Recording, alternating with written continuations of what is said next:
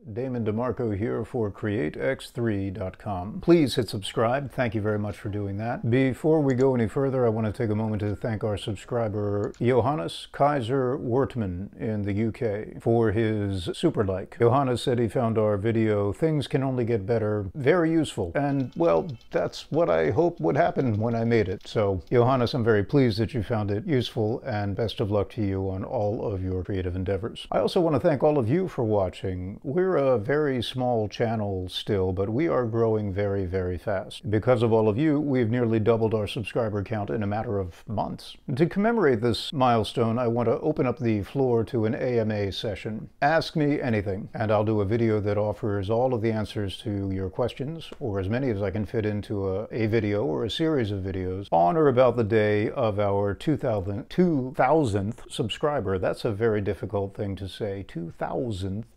subscriber, 2000th subscriber. Did I nail that? Okay.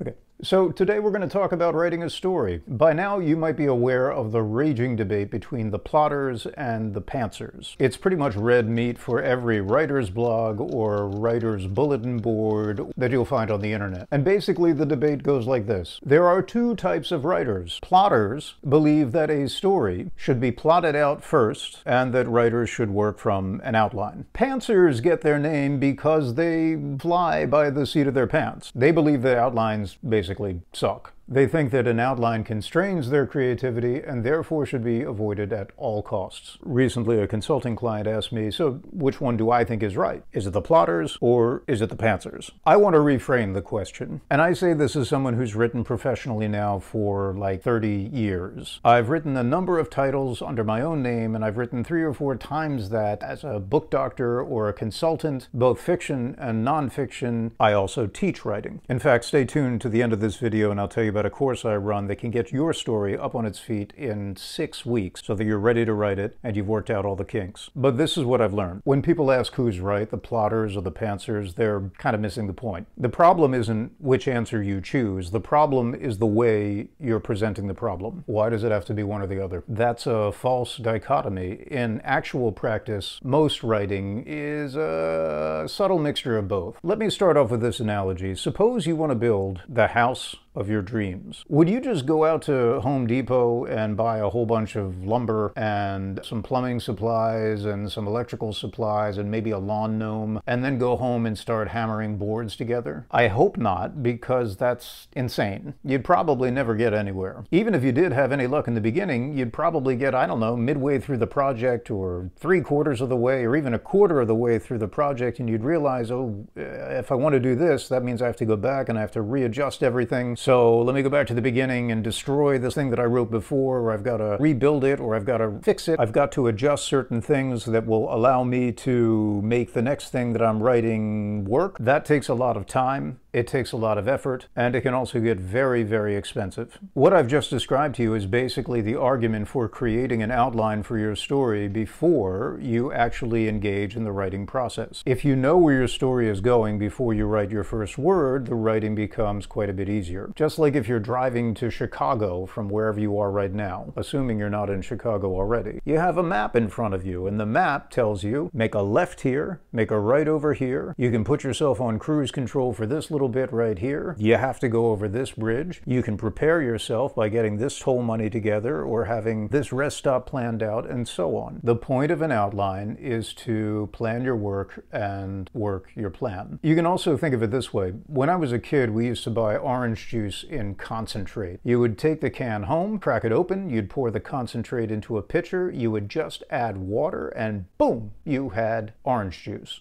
Writing an outline is basically the same thing. An outline is your story in concentrated form. You just add prose and boom, you have a story. Your story could be a novel, it could be a play, it could be a screenplay, it could be a television pilot, it could be anything. As long as you have the lay of the land, so to speak, as long as you have a map of the terra, you should be able to work from that outline. But people still hate outlines. And I think I know why. They have this wrong idea in their heads about what an outline is. When I was in school, we were taught that there is a proper way to make an outline, and it looks something like this.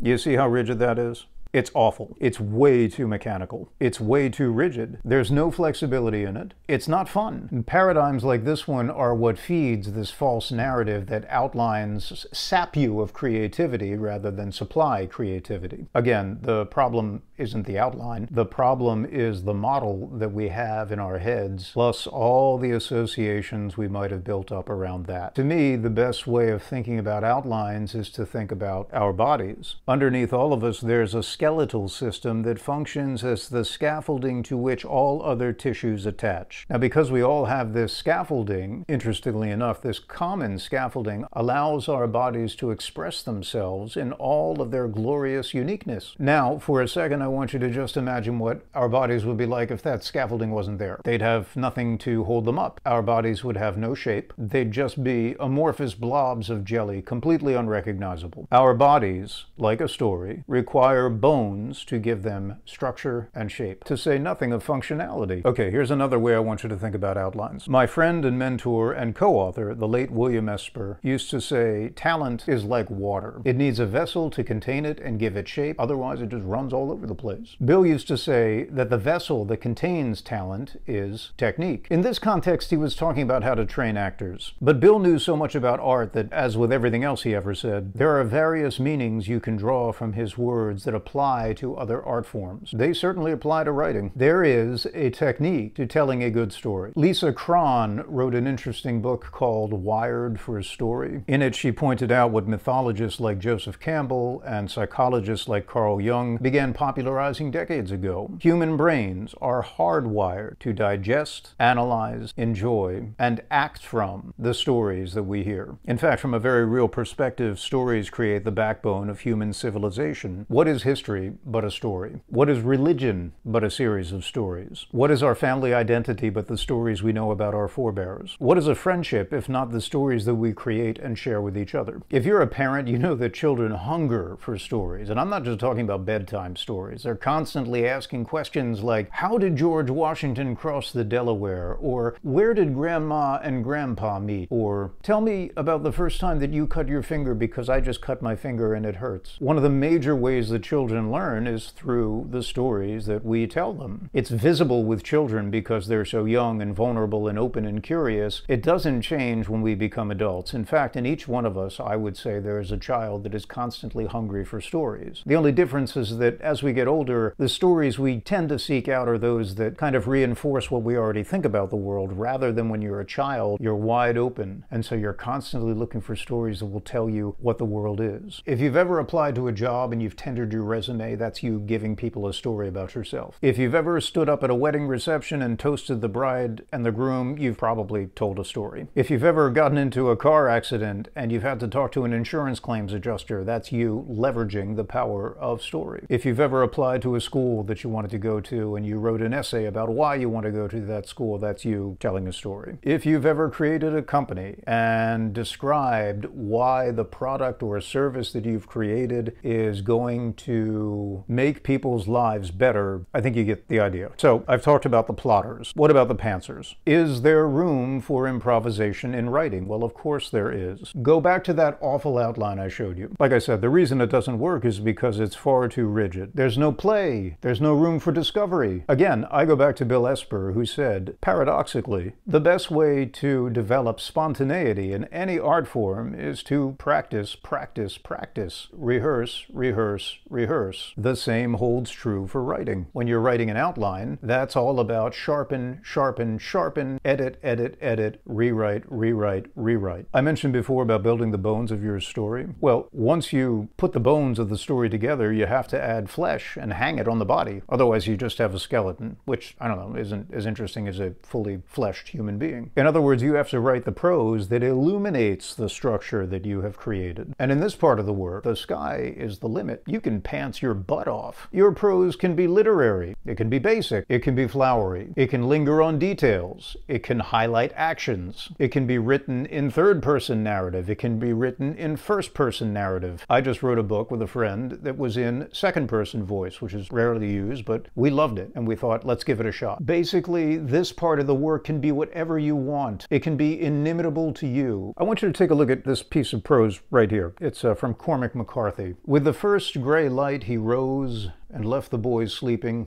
and walked out to the road and squatted and studied the country to the south, barren, silent, godless. He thought the month was October, but he wasn't sure. He hadn't kept a calendar for years. They were moving south. There'd be no surviving another winter here. Now I want you to take a look at another piece of prose. This one was written by Agatha Christie. Vera said hoarsely, "I don't understand you." Her fingers worked spasmodically. She felt suddenly afraid of this quiet old soldier. He said musingly, "You see, I loved Leslie. I loved her very much." Vera said questioningly, "Was Leslie your wife?" It is true that these two writers wrote in very different genres. I'm not talking about genre here. What I'm talking about is the lens that each writer envisioned the particular world of their story through, how they translated the action of their outlines, the bones of the story, into words. You can see that McCarthy sticks to narrative a lot. He also largely, famously, abstains from punctuation. Sometimes he abandons it altogether. Agatha Christie, however, often transmits incredible volumes of information through dialogue, and it works. So the pantsing part never goes out of the artistic endeavor. If you're an artist, we're always dancing on the head of a pin to create whatever it is that we're creating. To be honest with you, I wrote an outline for this video that you're watching right now, but there were parts of it where I just wanted to fill something else in, and so I improvised. I started with an outline and I adjusted it as I went. So let's go back to the question. Should you plot or should you pants your way through a story? In my opinion, like so many other things in life, the answer is not either one or the other. It is a very, very subtle mixture of both. The truth is rarely found in one extreme or the other. Quite often it's found in between. I hope this helps you. Stay tuned for that message I told you I would share with you. It'll come right after the typewriter sound. Again, if you have any questions, comments, please leave them in the boxes below. If you have any questions you want me to answer in a forthcoming video as an AMA, you can do that or email me directly. For now, stay happy, stay healthy, and stay creative. Hey, Damon DeMarco here again. Are you a writer? Have you got an idea for a story? Have you told yourself for years, I'm going to write that story down and I'm finally going to write a book or a play or a screenplay? Maybe you're in the middle of one of these endeavors right now and it's just not working out for you. You're stuck. You don't know how to proceed. Well, fear not. It's now early March of 2023. In 1 month, starting in early April, I'm running a series of courses called Break Your Story. It's designed to develop and test an outline so that after just 6 weeks, you are ready to write. It's a course for people who are trying to write novels in any genre, screenplays, stage plays, and television pilots. The course takes place over Zoom, so you can attend from anywhere in the world. Each section is limited to 5 students, so you get the maximum amount of attention. Every student also gets a one-on-one, 1-hour consultation with me, plus 3 written reviews, guidance documents. So as you're creating the outline for your story, you're going to get professional guidance every step of the way. We also offer a variety of course sections, so one of them should fit your busy schedule. For more information and to book a class, go to createx3.com/courses. Again, that's createx3.com/courses.